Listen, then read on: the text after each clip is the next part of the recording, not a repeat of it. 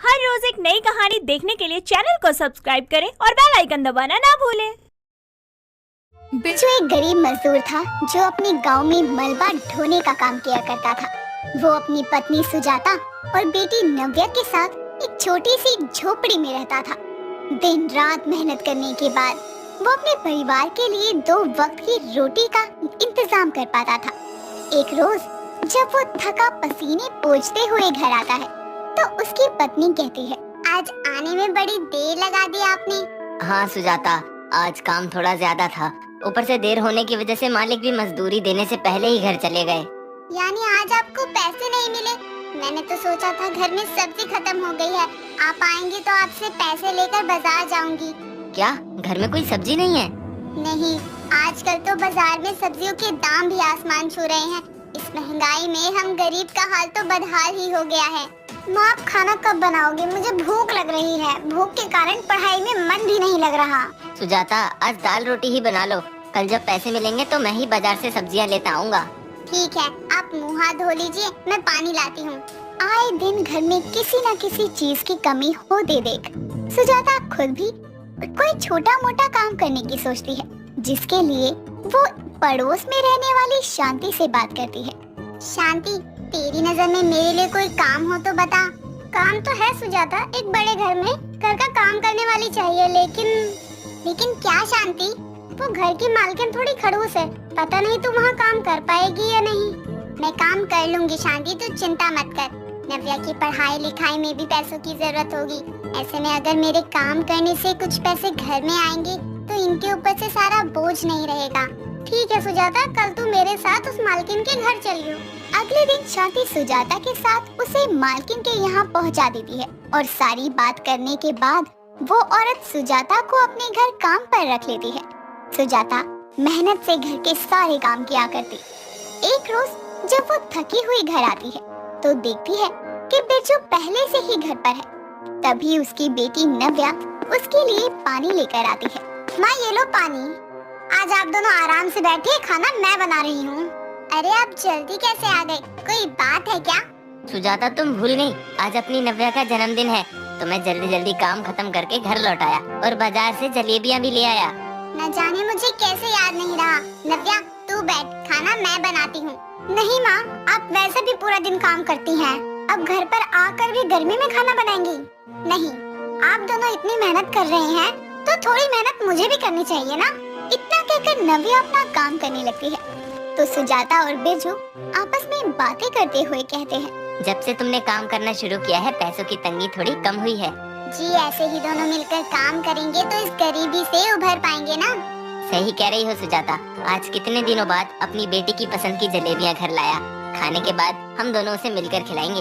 हाँ, भगवान का आशीर्वाद रहेगा तो सारे दुख और ये गरीबी जल्दी ही दूर हो जाएगी।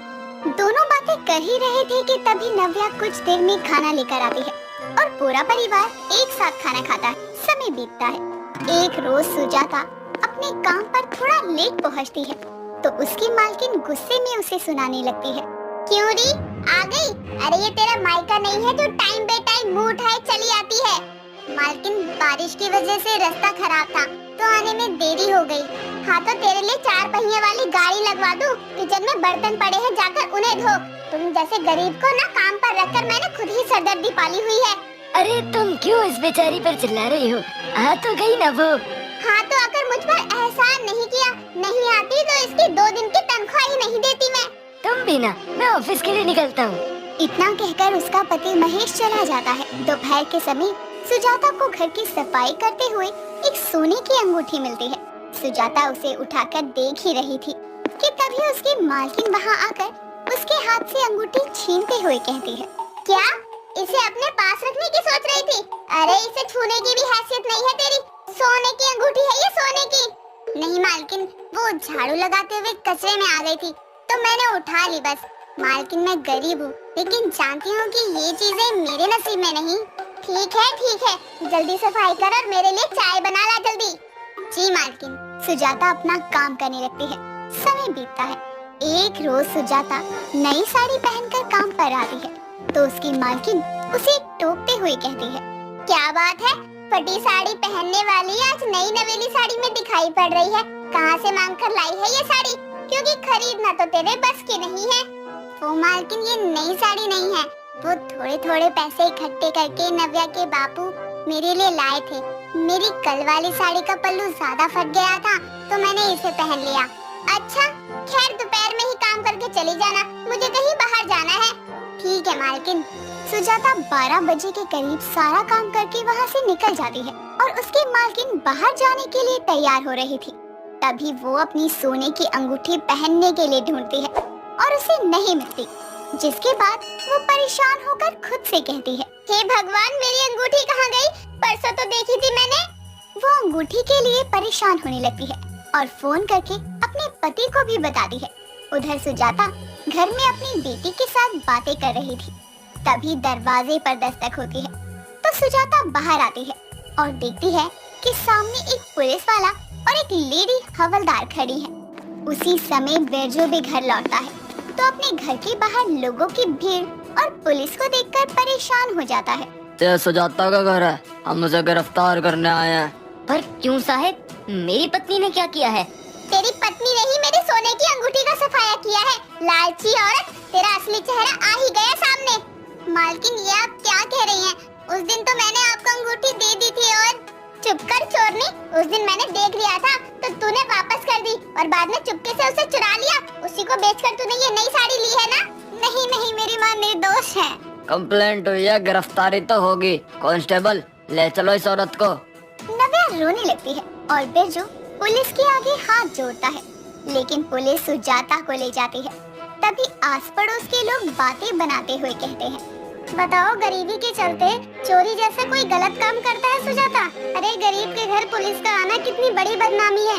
इस दिन के लिए थोड़ी ना उसे काम पर लगाया था। आज के बाद मैं उसकी कोई मदद नहीं करने वाली। उनके घर पुलिस आने से सभी लोग शक की निगाहों से उसे देखने लगते हैं। बिरजू को समझ नहीं आता कि वो क्या करे। तो उधर सुजाता की मालकिन अपने घर पहुंचती है तो देखती है कि उसका पति हाथ में अंगूठी लिए वॉशरूम से बाहर आता है। तभी वो कहती है, ये अंगूठी तुम्हें कहाँ से मिली? मैंने तुम्हें कहा था ना कि ध्यान से देखो, घर में कहीं होगी। वॉशरूम के वॉश बेसिन पर पड़ी थी। हे भगवान, अब क्या होगा महेश? मुझे लगा ये अंगूठी वो सुजाता ने चुरा ली और मैंने उसकी कंप्लेन कर दी और उसे अरेस्ट भी करवा दिया। क्या तुम्हारा दिमाग खराब है? उस गरीब की कोई गलती भी नहीं है। ये तुमने क्या किया? इससे पहले की और देर हो, अपनी गलती सुधारो तुम। महेश के बहुत समझाने पर वो कंप्लेंट वापस लेने के लिए महेश के साथ पुलिस स्टेशन जाती है, जहां बिरजू अपनी बेटी के साथ पुलिस के सामने हाथ जोड़े खड़ा था तो उसकी बेटी रो रही थी।